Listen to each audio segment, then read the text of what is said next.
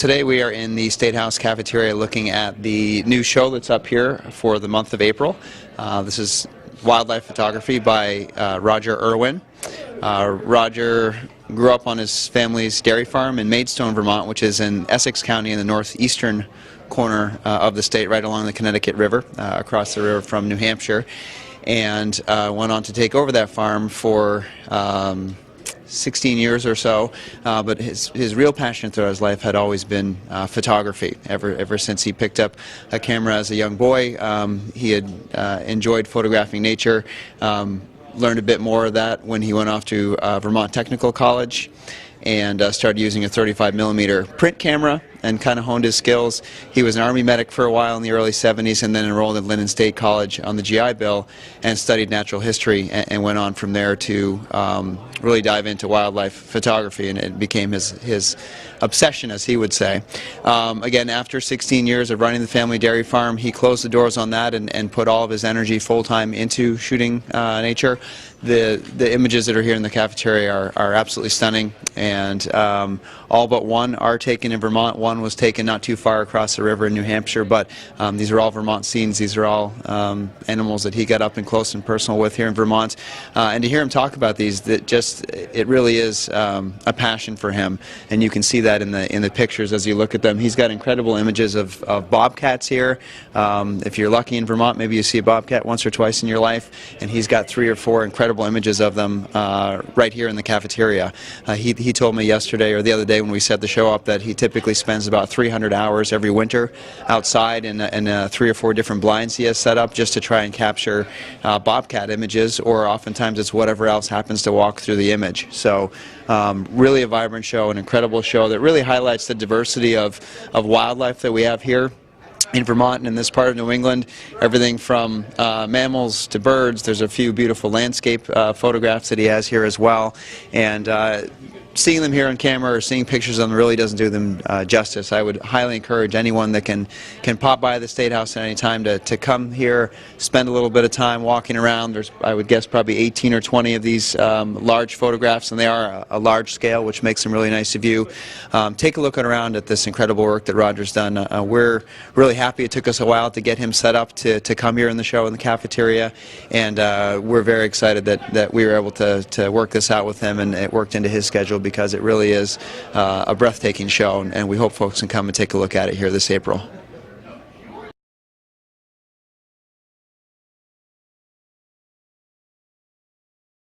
Hi, this is Charlie Kimball. I'm a representative from Woodstock, Vermont, representing Woodstock, Reading, and Plymouth. And we're here at the State House where we're having Tourism Day. So a lot of different hoteliers and resort owners are here to actually talk about how important their businesses are and how important tourism is to the state's economy. I'm on the Economic Development and Commerce Committee in the House, and it is a very important element of our economy. $2.5 billion is spent on tourism, and it really brings people to the state who would have an interest in actually staying here, bringing their families here, and actually starting business here. So I know it's critical. And with me is Wendy. Wendy, what's your last name again? Knight. Wendy Knight. Wendy Knight is the Commissioner of the Department of Tourism and Marketing, and she can talk about how important tourism is to the state. Thanks, Charlie. Good morning. It's nice to be at the first ever Tourism Day at the State House. The number actually has increased. It's $2.8 billion that tourism brings to the state. It's definitely an economic driver. The tourism sector employs 32,000 people. The revenue from out-of-state tourism is $390 million, and that generates about $1,450 in tax savings for every Vermont household. So today is an opportunity for the stakeholders to meet and talk with legislators like Charlie to talk about what they do in their communities and how tourism impacts every community around the state. So one of the things is about the quality of life too, because the tourism and outdoor recreation is really important, not just to bring visitors here, but the quality of life for people who are here.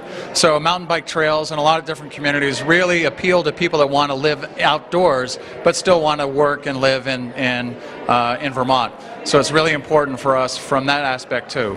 So we always like to think that if you know what a parka is, we want you to move to Vermont because you better be ready to deal with cold weather. So that's something that separates us, say, from South Carolina or North Carolina. So and that's what we're doing here today is on Tourism Day. Hello, this is Representative Bill Canfield of Fairhaven. I serve on the Ways and Means Committee here in the State House. Today we've been dealing with an amendment from the Appropriations Committee on the Paid Family Leave Bill. We have dealt with that and sent it back. It's on the notice calendar. It'll be addressed on the floor tomorrow.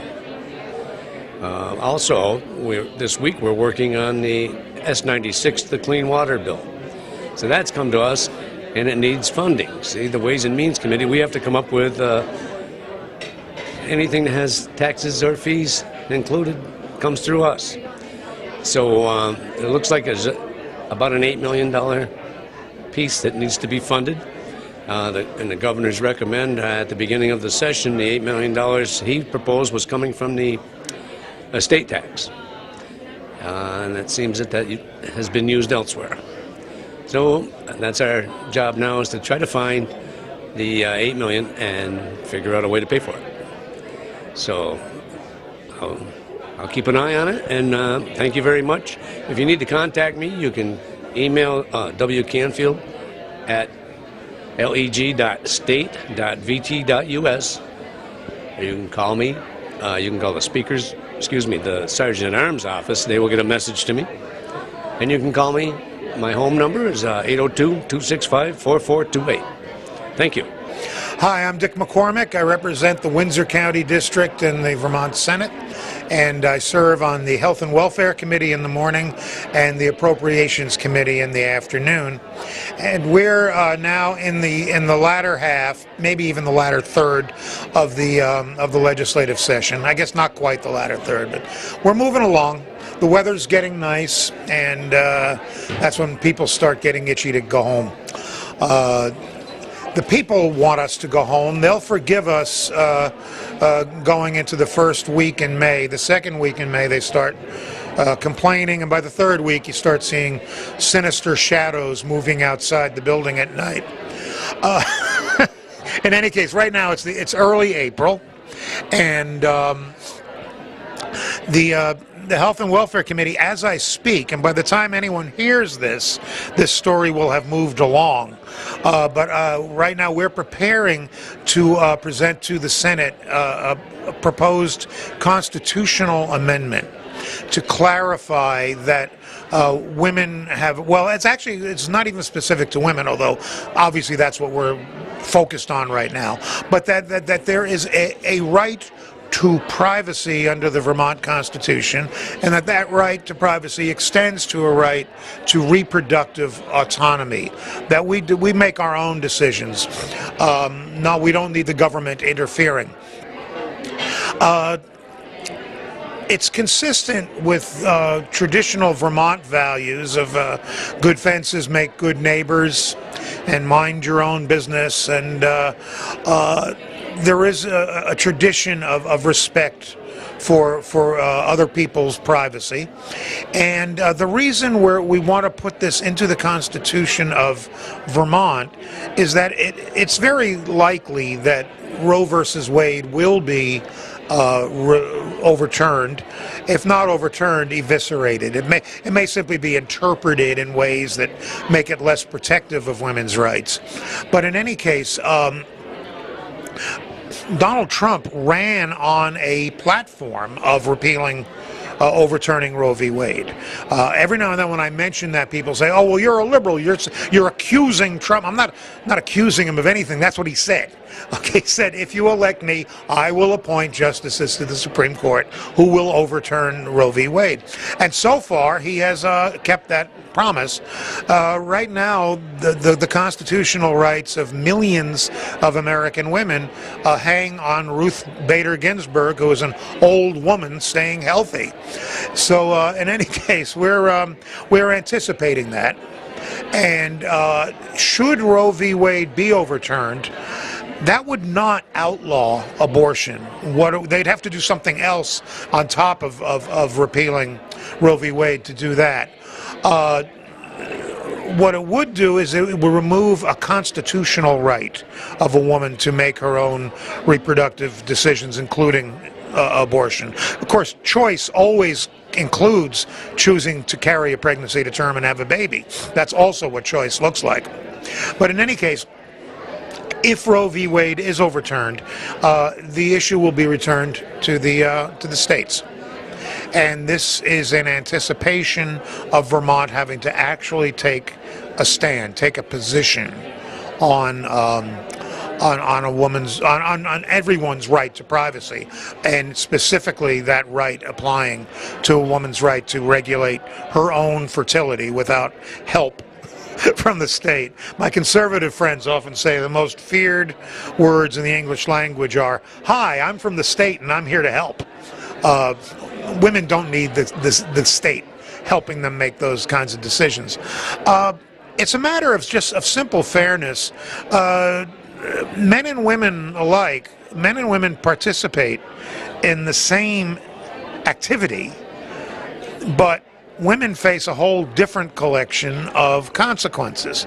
And I think it probably is behooving on men to simply be deferential, to defer to women on that, because we don't have to walk the road they have to walk. And so it's up to them how to walk that road. I expect the amendment will pass. It has to pass the Senate by a 2/3 vote, not 2/3 of those present, 2/3 of the Senate. You need 20 votes to get an amendment started. It then goes to the House, needs to be passed by a majority, and then we leave it until the next biennium. And then the next biennium, both houses will vote whether or not to advance it. And if it passes, then both houses in 2 separate bienniums, I think it's actually biennia, but 2 separate terms, then it goes to the people for a referendum, because the founders of Vermont went to a lot of trouble to make it really hard to amend the Vermont Constitution, and that's by design. It's supposed to be hard because it's how we're constituted, and it matters a lot, and it's fundamental.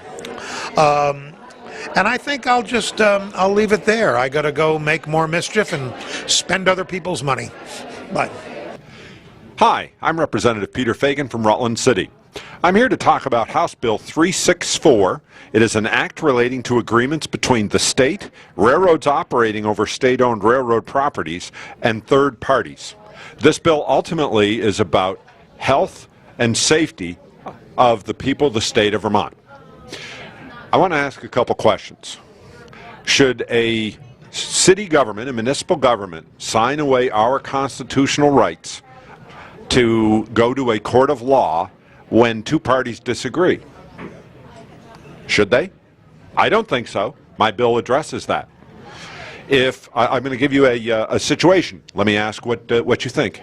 So at a rail crossing, there has been a municipal pipe put underneath the rail crossing, carries water or sewer, and someone from the railroad or a contractor for the railroad is doing maintenance on the crossing. They dig down and accidentally puncture the pipe. Now they don't report it. Maybe they didn't see it. They cover it up. Perhaps they didn't notice it, and they leave it. A few days, weeks, maybe a few months later, one of those million-pound trains come over it, hits it, the tracks go down, the train sinks, tips over, and maybe it falls on a building that is right next to the railroad tracks. There is a building in Rutland, Freihofer Bread, that is right next to the railroad tracks, and crushes the building. Who's responsible to pay for the damage? What do you think? The railroad? No.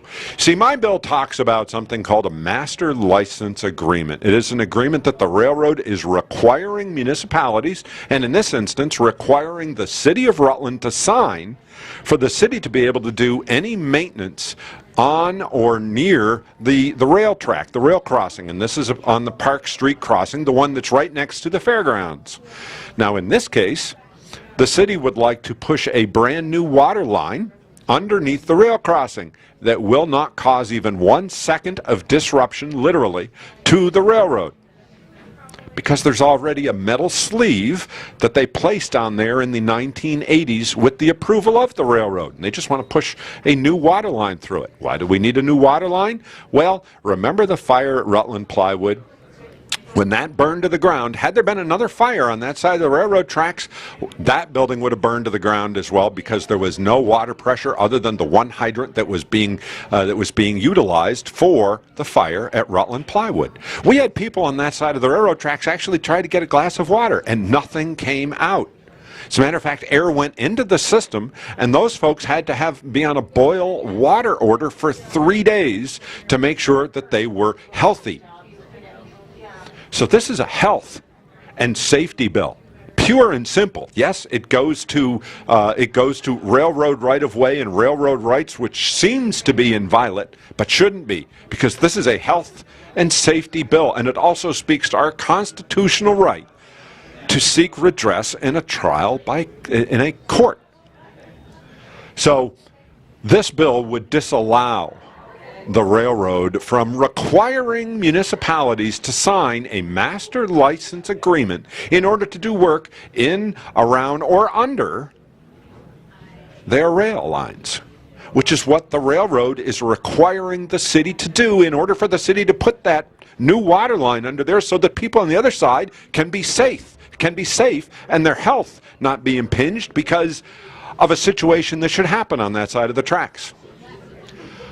The railroad does not see a problem with requiring that be signed, but the people of the city of Rutland who would be liable if something were to happen, I gave an example. What if the train just tipped over and it had to be righted? Who would pay for that? Well, the city would.